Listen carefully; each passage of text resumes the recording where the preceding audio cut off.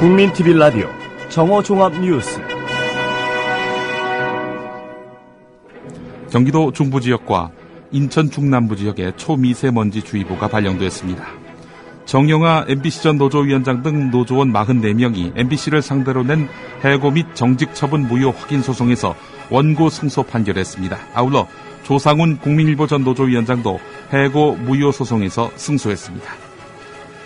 최연희 코레일 사장이 새누리당 황우여 대표에게 정치 청탁을 한 것으로 알려져 논란이 되고 있는 가운데 이에 각 도처에서 최연희 사장의 퇴임을 촉구하는 목소리가 커지고 있습니다. 검찰이 조용기 여의도 순복음교회 원로 목사의 부인 김성애 한세대 총장이 고발된 사건을 조만간 본격 수사할 것으로 알려졌습니다. 이상 이 시간 주요 뉴스입니다. 국민TV 라디오 정오 종합뉴스 첫 소식입니다. 경기도 중부 권역과 인천 중남부 지역에 초미세먼지 주의보가 발령됐습니다. 경기도는 미세먼지 측정이 이루어지는 4개 권역 가운데 한 곳인 성남, 안산, 안양 권역에서 초미세먼지 농도가 세제곱미터당 120 마이크로그램 이상 측정돼 이 지역에 오전 10시를 기해 주의보를 발령했다고 밝혔습니다. 가장 높은 농도를 기록한 곳은 안산시 부곡동으로 최고 145 마이크로그램이 검출됐습니다. 인천시도 중구와 남구, 연수구, 남동구 지역의 미세먼지 오염도가 1세제곱미터당 127 마이크로그램으로 높게 나타났다며 오전 10시를 기해 미세먼지 주의보를 발령했습니다. 정영아 MBC전 노조위원장 등 노조원 44명이 MBC를 상대로 낸 해고 및 정직 처분 무효 확인 소송에서 원고 승소 판결을 냈습니다. 아울러 조상훈 국민일보 전 노조위원장도 해고 무효 소송에서 승소했습니다. 서울 남부지법 제13민사부는 MBC는 해고 및 정직 처분을 모두 무효로 하고 해고자 6명에게는 각 2천만 원을, 정직자 38명에게는 각 1,000만 원을 지급하라고 판결했습니다. 정영하 전 본부장 등 노조원 44명은 2012년 1월부터 7월 공정방송 등을 요구하며 파업에 참여했다가 사측으로부터 해고 또는 정직 등의 징계 처분을 받자 부당한 인사조치라며 법원에 소송을 냈습니다. 재판부는 방송사 등 언론 매체에서 공정방송은 노사 양측에 요구되는 의무이자 근로조건에 해당한다며 따라서 사용자가 관련 법규나 단체 협약을 위반해 인사권이나 경영권을 남용하는 것은 공정방송 의무를 위반하는 위법 행위에 해당한다고 밝혔습니다. 한편 국민일보 조상훈 전 노조위원장도 오늘 서울고등법원에서 열린 부당해고 구제신청 기각결정 취소 소송에서 승소했습니다. 서울고등법원 제10행정부는 조상훈 전 위원장이 중앙노동위원장을 상대로 낸 부당해고 및 부당노동행위 구제 재심 취소 소송에서 공익을 대변하고 민주적 여론을 형성하는 언론의 사회적 책임을 고려했을 때 국민일보 또한 외부는 물론 내부 감시가 필요하다며 노조위원장이라는 원고의 직책을 따져볼 때 회사에 대해 진상규명을 요구한 것은 비판, 감시의 역할과 무관하다고 보기 어렵다며 항소를 기각했습니다. 이 같은 판결은 지난해 5월 해고 처분은 원고에게 지나치게 가혹해 재량권을 일탈, 남용한 위법이 있다는 서울행정법원의 1심 판결을 그대로 유지한 것입니다. 정부가 오는 30일부터 상호비방을 중단하자는 북한 국방위원회의 중대 제안을 사실상 거부했습니다. 김의도 통일부 대변인은 오늘 북한이 사실을 왜곡하고 터무니없는 주장을 계속하며 여론을 호도하려는데 매우 유감스럽게 생각한다면서 남북 간 비방중상 중지 합의를 위반하고 그동안 비방중상을 지속해온 것은 북한이라고 지적했습니다. 김의도 대변인의 말입니다. 북한이 진정으로 한반도와 평화를 원한다면 지금 당장 비핵화를 위한 실질적인 행동을 보여야 할 것입니다. 넷째, 이산가족 문제는 정치 군사적 상황과 연계될 수 없는 시급한 순수 인도적인 문제입니다. 그러나 북한은 순수 인도적인 사안인 이산가족 상봉과 정치적 사안을 연계하는 등 모순된 주장을 하고 있습니다. 북한은 지금이라도 즉시 아무 조건 없이 이산가족 상봉을 실현시켜서 남북관계의 첫 단추를 풀어가는 모습을 보여야 할 것입니다. 김의도 대변인은 이와 함께 이산가족 문제는 정치 군사적 상황과 연계될 수 없는 순수 인도적 문제라면서 북한은 지금이라도 아무 조건 없이 이산가족 상봉을 실현시켜 남북 관계의 첫 단추를 풀어가는 모습을 보여야 한다고 촉구했습니다. 최연희의 코레일 사장이 새누리당 황우여 대표에게 정치 청탁을 한 것으로 알려져 논란이 되고 있는 가운데 이에 각 도처에서 최연희 사장의 퇴임을 촉구하는 목소리가 커지고 있습니다.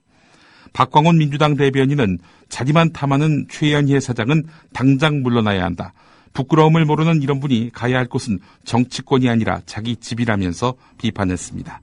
민주노총도 철도 민영화를 둘러싸고 코레일 전체가 어려움을 겪고 있는 가운데 자신의 정치적 입지를 위해 로비하는 모습은 추악하기 짝이 없다며 정부와 코레일은 이제라도 무모하고 억지스러운 철도 민영화를 즉각 중단하고 공기업 사장으로서 부적절하고 파렴치한 행보를 하고 있는 최연희 사장을 즉각 해임해야 한다고 강조했습니다. 표창원 전 경찰대 교수도 최연희 사장을 정면으로 비판하고 나섰습니다. SBS 라디오에 출연한 표창원 교수의 발언 내용입니다. 네, 많은 분들이 분노하고 계시죠. 그 최연희 사장 스스로가 어머니를 자처하면서 그 노조원들과 철도 노동자들에게 파업 복귀를 호소하기도 했었는데요.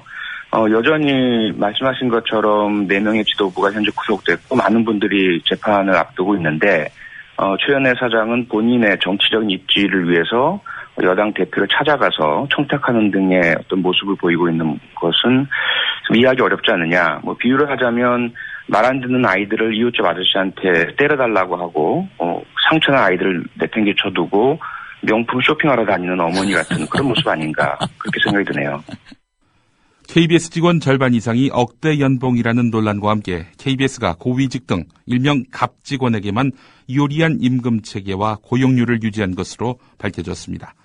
민주당 최민희 의원은 국민TV 라디오 노종면의 뉴스바에 출연해 KBS 국감 자료를 분석한 결과 이직급 이상이 차지하는 비율이 11% 증가하는데 하위직은 11% 줄었다면서 KBS가 역피라미드 인력 구조로 고착화하고 있다고 말했습니다. 5년간의 인건비 증감률도 직급별로 들쑥날쑥이라면서 관리 직급하고 1급 같은 고위직일수록 인건비 증감률이 평균보다 높았다고 말했습니다. 최민희 의원의 말입니다. 근데 이제 물론 저희가 이 자료 분석이라는 것도 조심스럽긴 하죠. 왜냐하면 이건 숫자로 나타내는 거잖아요. 네. 그 숫자 뒤에 숨어 있을 사정이라거나 혹은 감추고 싶은 것이라는 게 있을 것 같아요. 네. 그래서 오히려 저희가 국감에서 문제 제기할 때는 더 중요한 거는 이제 수신료 올리자는 이 담론이 나올 때마다 나왔던 얘기가 있잖아요. 예. KBS의 어떤 경영 합리화 이게 같이 따라다녔잖아요. 샘플처럼. 네. 예. 그런데 KBS 경영이 어떻게 되고 있는지의 속사정을 이렇게 늘 사람들이 수치로 제시하면 네. 안 믿었잖아요. 예. 그래서 이런 부분도 털고 가야 되는 것 같아요. 네. 검찰이 조용기 여의도 순복음교회 원로 목사의 부인 김성애 한세대 총장이 고발된 사건을 조만간 본격 수사할 것으로 알려졌습니다. 여의도 순복음교회 장로 등에 따르면 서울중앙지검 조사부는 다음 주 월요일 고발인 조사를 시작으로 김성애 총장의 불법 의혹에 대한 수사를 본격화할 방침입니다. 여의도 순복음교회 교회 바로 세우기 일부 장로들은 지난해 미국 베데스다 대학 부동산 투자 등 불법 의혹과 관련해 김성애 총장을 특정경제범죄 가중처벌법 등에 의한 법률 위반 혐의로 서울중앙지검에 고발했습니다. 한편 교회에 150억여 원의 손실을 끼친 혐의로 조용기 목사와 조 목사의 장남 조희준 전 국민일보 회장이 기소된 사건에 대해서는 조만간 심리가 마무리되고 검찰이 구형을 할 것으로 알려졌습니다.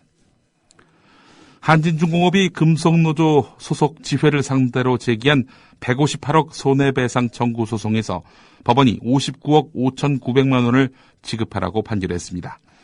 부산지법 민사합의 7부는 한진중공업이 금속노조 부산양산지부 한진중공업 지회를 상대로 낸 손해배상 청구 소송에서 원고 일부 승소 판결했습니다. 재판부는 이 사건 정리해고는 정리해고의 법적 요건을 모두 갖추어 적법하지만 정리해고 자체를 반대하기 위한 이번 사건 파업은 목적의 정당성을 인정하기 어렵고 파업의 수단 또한 원고의 영도조선소에 대한 관리 지배를 배제하고 점거와 폭력, 파괴 행위 등을 수반하는 등 위법해 불법 파업에 해당한다고 판시했습니다. 진실을 호도하지 않고 논점을 이탈하지 않는 공정 뉴스. 국민TV 라디오 뉴스의 꿈입니다. 지금은 정오 종합뉴스와 함께하고 계십니다.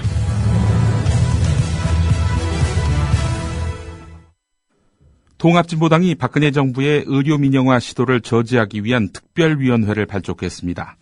진보당은 오늘 오전 국회 정론관에서 기자회견을 열고 박근혜 정부가 4차 투자 활성화 대책이란 이름으로 전격 의료 민영화 정책을 발표한 것에 대해 다수의 국민들이 의료 민영화 수순이라고 생각하고 철회를 요구하고 있다면서 특위 발족 이유를 설명했습니다.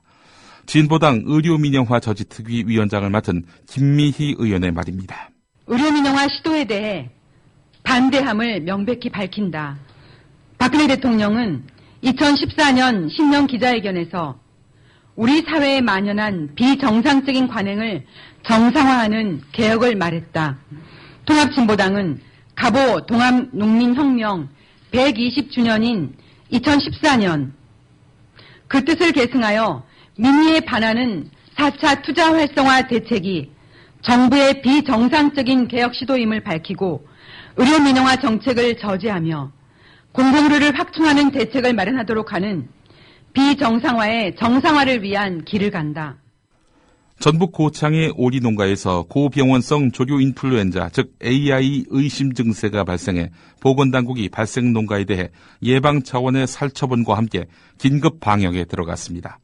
농림축산식품부도 오늘 오전 이동필 장관 주재 긴급대책회의에 들어가 AI 발생 농가 주변의 가금류 살처분 문제 등을 논의하고 있습니다. 농림부의 관계자는 AI로 확진된 상태는 아니지만 현지 검시 결과는 AI일 가능성이 높은 것으로 나왔다며 최종 검사 결과는 오늘 밤이나 내일쯤 나올 것으로 한다고 말했습니다. 한편 전북도 측은 AI 발생이 확실시됨에 따라 해당 농가 종오리 2만여 마리에 대해 오늘 오전부터 살처분에 들어갔습니다.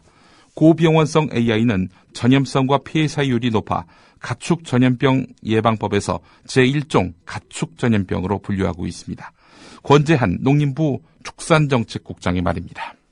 우리 농가와 국민들이 불안하지 않도록 저희들 생각에는 매 2번 정도는 언론 브리핑을 실시할 생각이고 진행 상황을 국민들께 충분히 알려드리도록 하겠습니다. 우리 농식품부는 앞으로도 AI 긴급 행동 지침에 따라서 철저히 방역을 추진할 계획이고, 고병원성으로 확진되기 전이라 하더라도 전에 이 고병원성 확진에 준하는 그런 상황으로 대응을 해나가고 있습니다. 서울시민은 전체 진료비의 74%를 건강보험급여로 공제받는 것으로 나타났습니다. 서울연구원은 지난 2012년 서울시민이 받은 건강보험급여는 약 6조 6천억 원으로 전체 진료비의 74%에 달했다고 오늘 밝혔습니다. 며느리보다 딸의 보살핌을 받는 노인들이 더 우울하다는 보고서가 나왔습니다. 이인정 덕성여대 교수가 보건사회연구 최신호에서 발표한 며느리와 딸로부터 수발받는 노인의 우울에 대한 보고서를 보면 딸에게 보살핌을 받는 노인이 상대적으로 더 우울감을 겪고 있는 것으로 드러났습니다. 끝으로 날씨입니다. 오늘 전차 고기압의 가장자리에 들면서 전국이 대체로 맑다가 밤부터 구름이 많아지겠습니다. 서울의 현재 기온은 3.2도입니다. 뉴스를 마칩니다.